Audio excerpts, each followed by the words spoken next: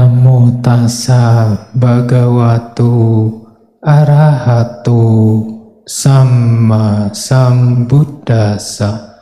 Namo tassa bhagavato arahato samma sambuddhassa. Namo tassa bhagavato arahato samma sambuddhassa. Kesabaran adalah praktik tapa tertinggi yang saya hormati para romo, para ramani, Bapak Ibu, saudara-saudari sekalian, adik-adik sekalian, dimanapun Anda berada. Sukihotu, Namo Buddhaya. Ya, selamat siang.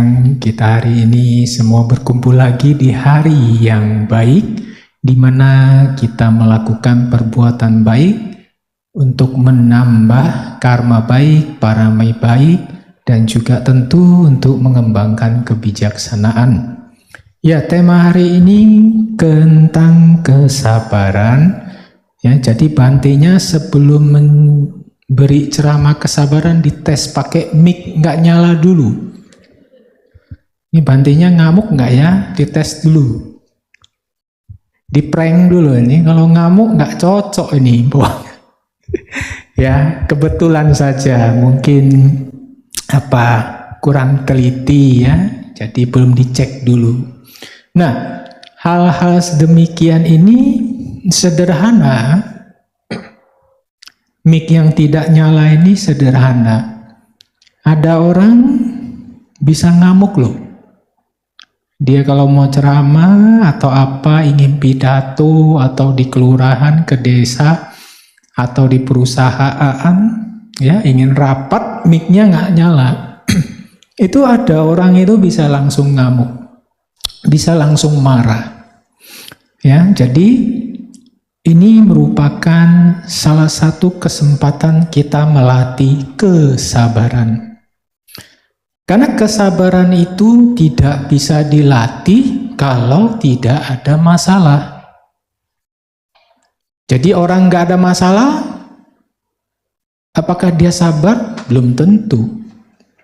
Kesabaran itu muncul jika ada sesuatu yang tidak menyenangkan di dalam batin muncul. Nah, bagaimana kita menanggapi permasalahan di dalam diri kita? Nah, misalnya kayak mic. Ada orang mungkin marah, tapi dia tahu marah itu tidak baik. Muncul di dalam hati marah, pikiran negatif atau segala macam ya. Misalnya, ini contoh loh ya. Contoh, nanti dikirain Bantenya begitu ya. Enggak, ini contoh. Misalnya, ini apa enggak seneng saya pidato, mic-nya dimutin. Ini pikiran negatif. Ada yang udah pikiran negatif bawa terbakar. Hatinya di sini panas. Nah, itu kesempatan melatih kesabaran. Begitu ada hal negatif, bentuk pikiran, kata-kata, gambaran pikiran, dan rasa yang tidak mengenakan ini, kita bersabar dengan yang tidak enak ini. Bagaimana dengan kondisi batin yang sedang terbakar? Kebencian, amarah, tapi tidak keluar dari mulut kita. Tidak keluar dari tangan dan kaki kita. Mungkin Bantenya marahin ini panitia, gimana ini? Tapi tetap disabar. Oh iya, ini contoh loh ya, bukan marahin panitia loh. Ini contohnya ya. Atau langsung mic-nya dilempar. Itu bisa terjadi. Ini sebenarnya saya nggak ada niat contoh ini, kebetulan ada mic-nya nggak nyala. Ini cocok jadi contoh, jadi topik pembicaraan. Tapi apakah hanya mic? Ya enggak, makanan bisa. ngantri di WC, kita kebelet ada orang di WC. Kebelet menderita toh? Udah mau keluar, udah di ujung. Udah nggak tertahankan, nggak mungkin kita tendang itu pintu sampai jebol. Ya tetap aja WC-nya ada yang pakai. Orang kakusnya itu WC-nya cuma satu. Pernah ngalamin, udah kebelet di WC ada orang. Mau nggak mau sabar toh. Kalau nggak sabar ya mungkin di pojokan dikeluarkan. Ya, kadang hidup itu ya seperti itu ya. Permasalahan-permasalahan yang kecil. Antri, bisa juga ya permasalahan namanya dalam kerjaan, permasalahan dalam komunikasi. Itu bisa terjadi. Jadi komunikasi misalnya satu bilang besok, dia dengarnya itu besok lusa. Yang satu bilang besok maksudnya besok betulan. Itu bisa terjadi seperti itu. Nah, kalau ada permasalahan terjadi, kita bawa emosi atau marah, itu tidak menyelesaikan masalah, malah memperkeruh masalah. Justru masalah itu terjadi untuk mengembangkan kecerdasan kita. Kecerdasan berpikir, kecerdasan perasaan. Kecerdasan perasaan apa? Pertama, tidak mudah marah. Ada kejadian yang tidak menyenangkan, oke? Kecerdasan berpikir, tidak menyalahkan orang lain. Berpikir, kenapa ini bisa terjadi? Kenapa ini bisa terjadi? Satu, perasaan tidak terbawa emosi. Nah, diselidiki permasalahannya, akar permasalahannya mana? Oh, ternyata namanya orang bisa lupa, bisa salah dengar, bisa salah nangkep. Nah, terus solusinya bagaimana? Lain kali kita sampaikan lebih jelas. Besok tanggal. Besok tanggal. Tapi kan orang bisa lupa. Bagaimana? Kirim WA. Tanggal jam sekian. Dia lupa, dia baca WA, ingat lagi. Kalau kita bagaimana? Bikin jadwal, tulis sendiri di jadwal. Nah, itu solusinya. Tapi kalau kita marah menyalahkan orang lain yang salah, orang lain yang harus betulun diri, bukan bagaimana kita melihat suasana kita beradaptasi menyelesaikan masalah, kita nggak akan berkembang. Ini bukan hanya di dalam suatu organisasi kecil seperti keluarga ya, tapi juga seperti dalam organisasi wihara, organisasi seperti perusahaan besar, itu permasalahan itu pasti ada. Nah, permasalahan itu diselesaikan dengan hati yang tenang, pikiran bagaimana solusinya. Tapi bukan mencari seseorang untuk dikambing putihkan. Ya. Kalau udah cari seseorang yang kambing putihkan, masalahnya bukan jadi orang itu, masalahnya sudah teralih. Bukan masalah yang awalnya kita ingin selesaikan, masalahnya sekarang si A. Si A yang salah, kambing ini yang salah. Ya masalahnya nggak akan terselesai, karena masalahnya bukan si A, masalahnya sistem, cara berkomunikasi itu. Nah, ini untungnya kita memiliki kesabaran, sehingga tidak ada yang dikambing-kambingkan. Satu, kedua, itu mengembangkan kebijaksanaan kita, kecerdasan kita, bagaimana menyelesaikan, bagaimana membuat solusi dari suatu masalah yang ada.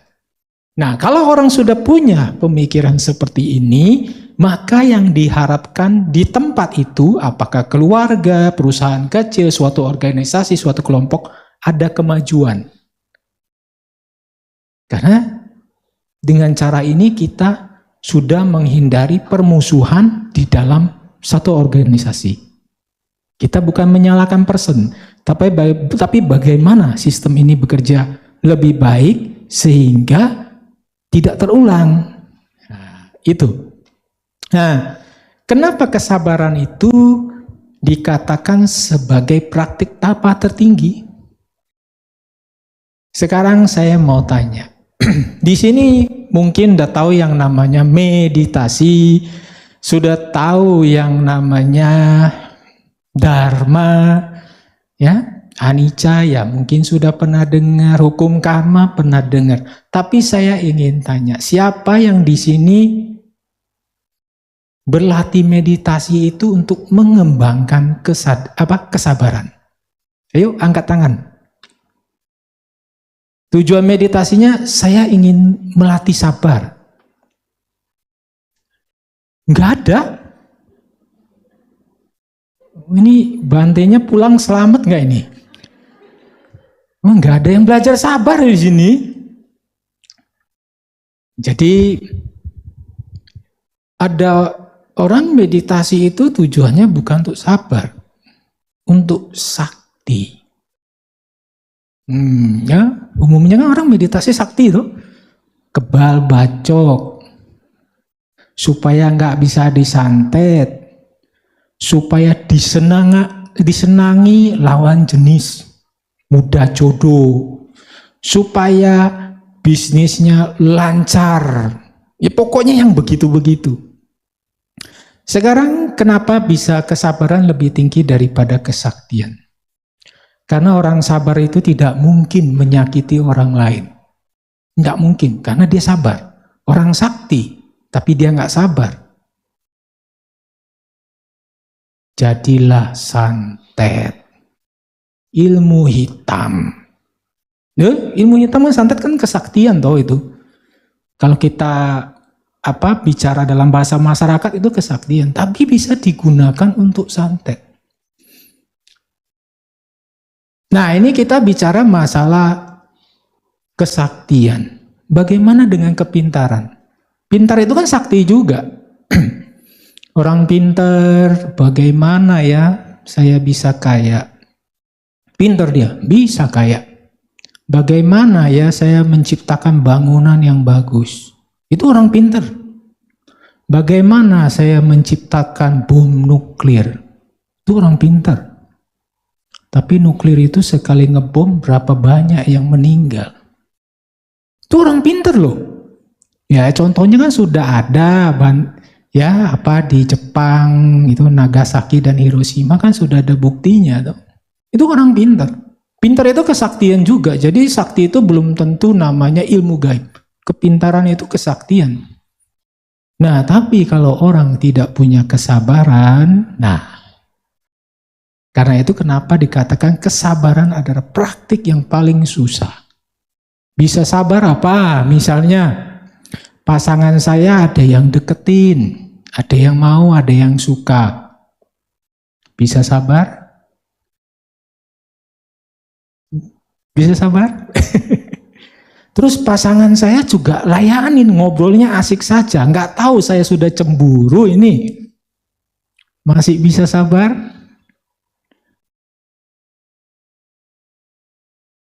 Pasti bisa kalau mau berlatih. Kalau mau mengembangkan dharma di dalam batin. Pasti bisa.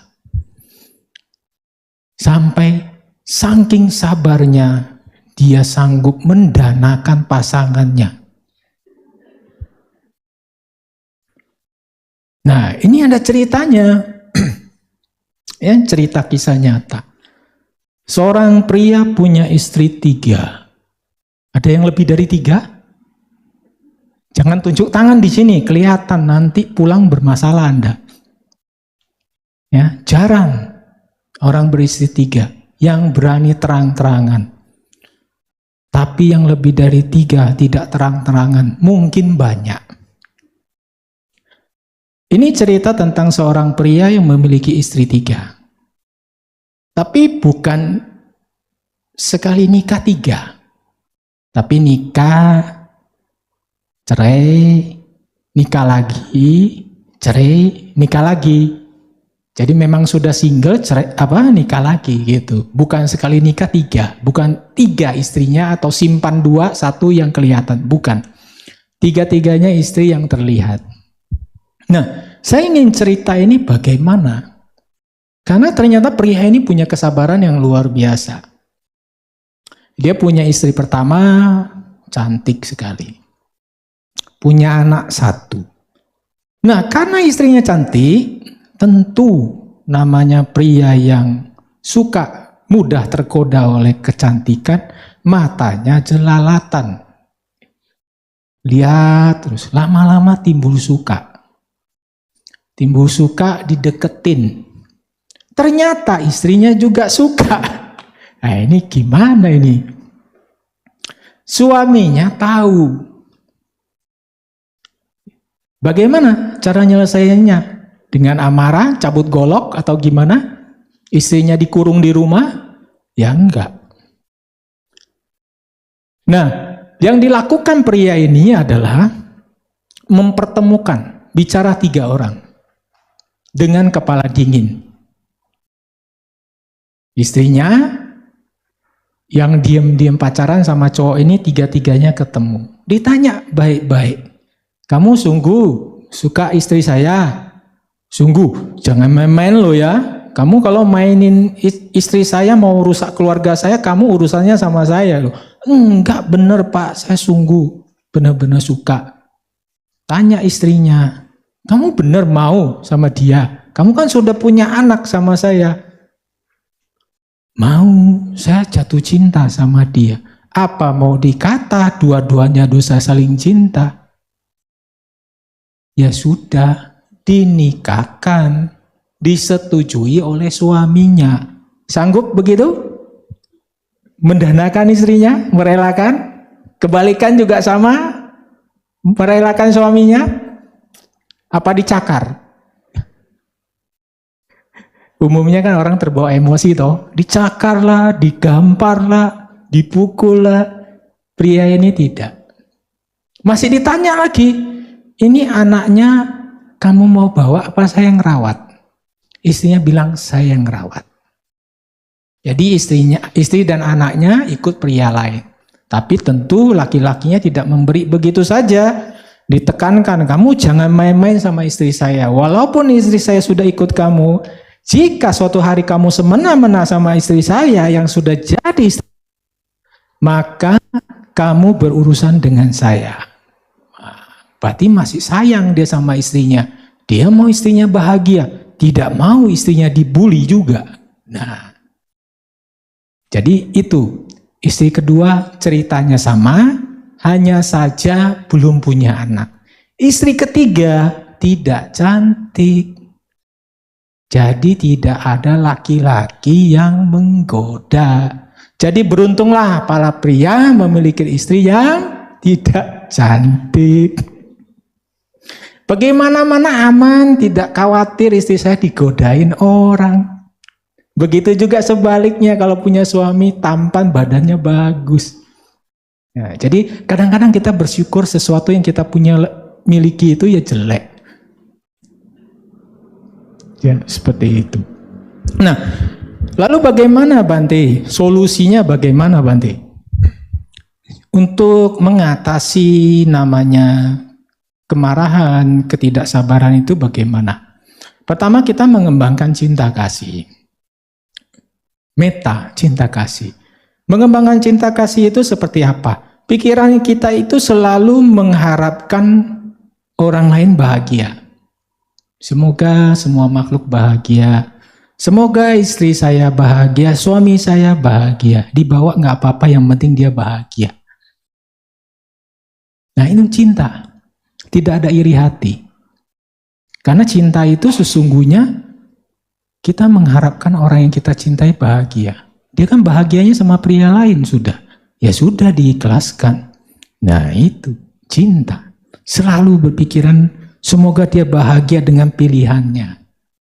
Nah, dengan pikiran yang selalu terisi dengan pikiran-pikiran bahagia seperti ini, maka amarah, kebencian, ketidaksabaran itu tidak bisa masuk. Karena batin kita itu seperti gelas. Hanya bisa diisi satu minuman. Satu gelas hanya satu minuman. Dengan mengisi pikiran kita, tidak mengosongkan pikiran kita dengan pikiran-pikiran baik, semoga semua makhluk berbahagia, dengan perasaan yang selalu bahagia. Nah, jadi amarah dan benci itu begitu masuk, segera sadari, kembangkan lagi perasaan bahagia. Pikiran negatif masuk, segera kembangkan lagi pikiran bahagia. gambaran yang tidak enak atau seperti foto ya, kita seperti visualisasi. Jadi batin itu kan ada yang namanya ucapan batin, yang ngomel terus ngomong terus ya, bla bla bla bla bla bla bla bla begitu terus. Ada lagi bentuk batin yang berupa gambaran, picture atau video, cerita. Nah, itu kita ganti dengan yang baik-baik. Nah, itu mengkondisikan kita, batin kita bahagia. Karena batin itu mudah, sangat mudah dikondisikan. Sangat mudah.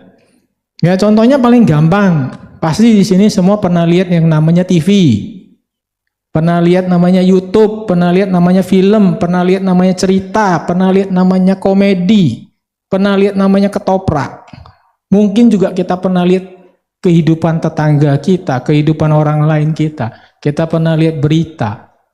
Saat kita baca atau lihat video yang komedi, yang lucu-lucu, maka kita ketawa. Tapi kalau kita cerita tentang pengkhianatan, penderitaan, kebencian, dendam, di situ nggak mungkin kita bahagia. Kita akan terbawa suasana. Suasana objek yang ada kita lihat, yang kita masukin. Jadi kita makan itu bukan hanya makanan berupa nasi, roti. Makanan itu dari mata. Jadi sekarang Banti sedang makan melalui mata.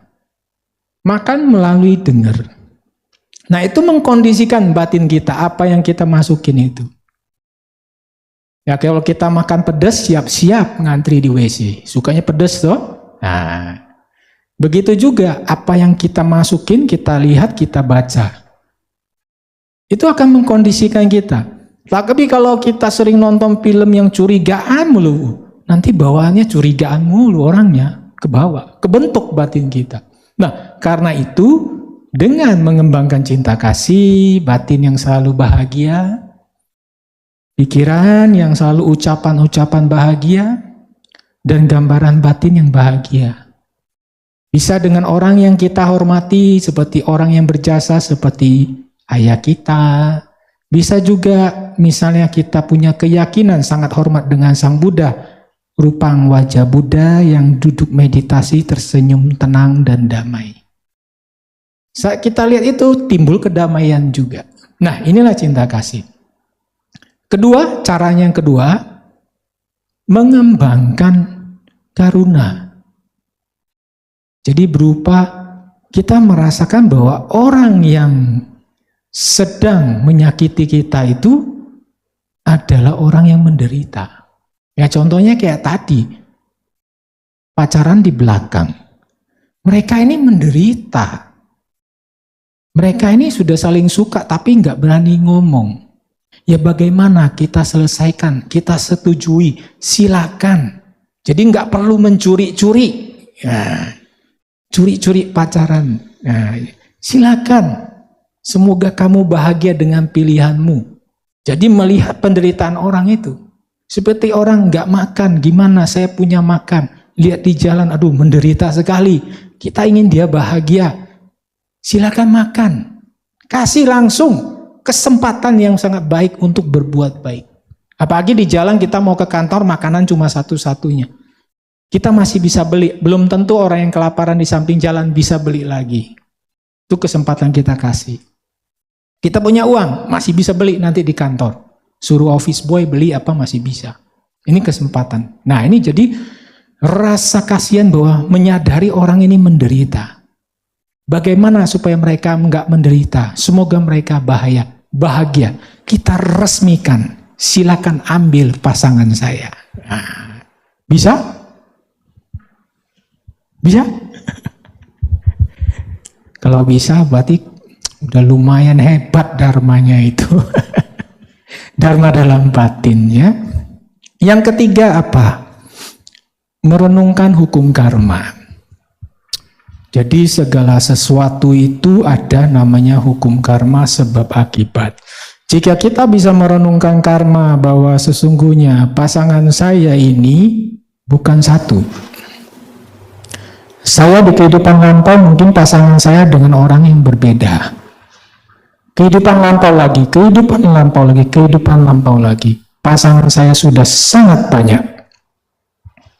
Jadi jangan heran tiba-tiba pasangan kita menyukai orang lain. Itu seperti mengulang kisah masa lampau. Jadi mereka bisa suka lagi. Jadi namanya bisa jatuh cinta lagi. Padahal nggak cantik-cantik banget. Kok bisa ya istri saya lebih cantik? Itu bisa. Suami saya lebih ganteng. Lebih ada kekayaannya. Lebih pintar. Kok mau suka sama yang enggak? Kurang ganteng, kurang pintar, kurang kaya, segala macam. Nah ini.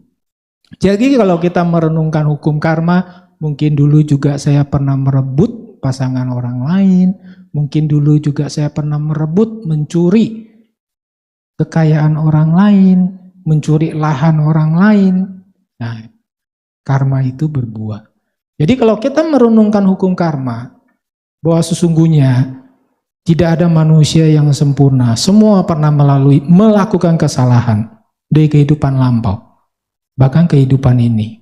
Ada yang paling suci di sini yang nggak pernah salah? Bante aja nggak berani angkat tangan.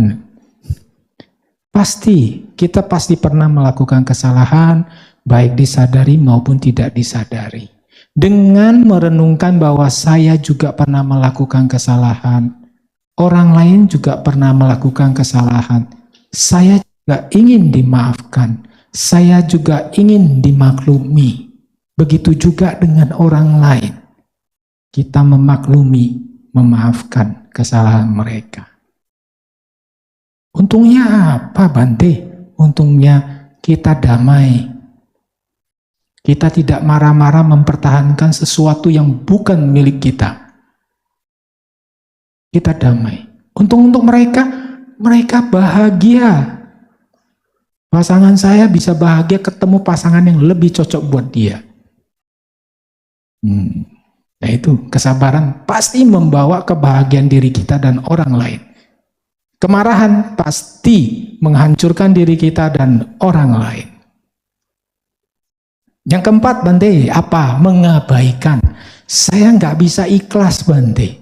Saya nggak bisa mengembangkan cinta kasih, Bante. Saya sulit mengembangkan kasih sayang. Perasaan saya kasihan sama orang lain itu sulit. Saya merenungkan karma juga kurang mantep, Bante. Bagaimana, Bante? Diabaikan.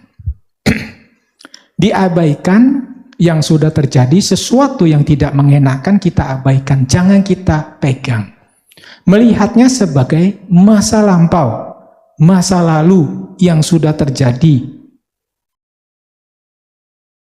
Dia hidup itu, cerita itu hidup hanya di dalam memori kita. Padahal sudah 10 tahun yang lalu, masih hidup di pikiran kita. Orangnya belum tentu masih hidup, tapi kebencian yang kita tanam di ingatan dalam diri kita masih ada. Kita abaikan. Melihat, menyadari, oh bentuk pikiran ini membuat saya menderita. Saya tidak bisa tidur jika saya ingat terus. Batin saya tidak bahagia. Bagaimana? Lupakan, perhatikan apa yang Anda lakukan sekarang.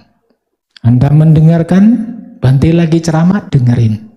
Jika Anda mendengar saya ceramah, nggak mungkin ingat masa lalu itu. Perhatikan dan dengarkan. Jika Anda sedang nyetir, perhatikan jalan. Jadi benar-benar perhatian kita itu dibawa ke saat ini apa yang kita lakukan. Jadi kita abaikan pikiran yang bersifat negatif ini. Jadilah master bagi diri Anda sendiri. Bukan menjadi budak dari pikiran Anda sendiri. Kalau Anda menjadi budak dari pikiran Anda sendiri, perasaan Anda sendiri, Anda akan dibawa seperti perahu yang diombang-ambing oleh pikiran. Karena pikiran itu loncatnya cepat. Bentar-bentar benci, bentar-bentar sayang, bentar-bentar kasihan. Ya gimana mau bahagia, gimana mau tenang kalau pikirannya seperti itu. Nah, jadi abaikan, kembali kepada saat ini. Jika saya sedang bekerja di kantor, perhatikan kerjaan di kantor. Saya berjalan, perhatikan sedang berjalan. Jika masak, ya perhatikan sedang masak. apa ya, garam udah belum, sayur udah belum. Jika pikiran kita ke sana, nggak mungkin pikiran kita bisa ke masa lampau. Jika pikiran kita ke masa lampau, sesaat aja kita sudah lupa, tadi udah kasih garam belum? Ayo, yang pernah masak, pernah ngalamin toh? Udah kasih garam belum ya tadi? Kasih lagi, keasinan. Nah, itu seperti itu. Jadi kita abaikan. Yang terakhir, yang kelima adalah bagaimana UPK, keseimbangan batin. Melihat semua fenomena bukanlah milikku, bukanlah milik saya. Pikiran bukan diriku, perasaan bukan diriku. Masa lalu bukan diriku. Maksudnya gimana, Bante? Kalau kita punya pemikiran, kesadaran seperti itu, maka munculnya pikiran negatif, perasaan negatif, kita tidak akan terseret. Perbedaannya di sini. Jika ada di sungai, kita lihat aliran sungai yang menuju ke laut. Jika kita lihat dari samping, kita lihat aliran sungai, kita duduk di samping. Aliran sungai itu berjalan terus ke laut. Itu UPK, keseimbangan batin. Orang yang terseret pikiran itu sama dengan orang yang kecebur di sungai. Dia akan diseret oleh arus sungai. Menderita mana kecebur di sungai sama duduk di samping? Jelas yang kecebur, kelelep dia harus berenang melawan supaya tidak dibawa arus. Sedangkan orang yang duduk di santai, ada ikan, ada sampah yang ngambang, ada lele kuning segala macam. Ya, karena dia nggak jebur ya, dia nggak merasa dikotori, nggak perlu berbuang. Sungainya ada, bukan tidak ada sungainya. Permasalahannya saya duduk di samping, saya nggak kejebur. Begitu juga dengan pikiran dan batin kita. Mereka akan muncul. Pikiran negatif, pikiran positif. Kalau kita menganggap itu saya, milik saya, masih berdebat di dalam batin, harusnya dia tidak begitu. Itu adalah masih melekat dengan pikiran itu. Batin itu dia masih melekat dengan objek batin itu. Dia belum bisa melepas, dia masih menggenggam. Harusnya masa lalu tidak begitu, harusnya begini. Batinnya belum bisa menerima, karena menganggap yang sudah berlalu itu milik saya. Tapi kalau melihat ini hanya pikiran dan perasaan, dia muncul, perasaan muncul, pikiran muncul, kita menyadari saja, sadar aja. Karena kita nggak menggenggam bentuk batin ini, menggenggam sebagai milikku. Kita sadari, dia pergi, nggak bisa bertahan di batin, karena tidak ada yang menggenggam di situ. Jadi seperti sesuatu yang muncul ya, seperti AC ini kan sadar toh dingin, ada angin, tapi nggak pernah menggenggam. Dari tadi kena semua, tapi nggak ada yang merasa terganggu atau merasa senang, tidak ada, dia datang pergi aja. Karena kita tahu itu bukan milik kita. Jadi melihatnya seperti itu. Ya contoh yang lain apa? Nyetir. Kalau kita nyetir, kita fokus jalan kita. Mobil lain ada, lalu lalang. Ada mobil lain, tapi kita nggak perhatikan.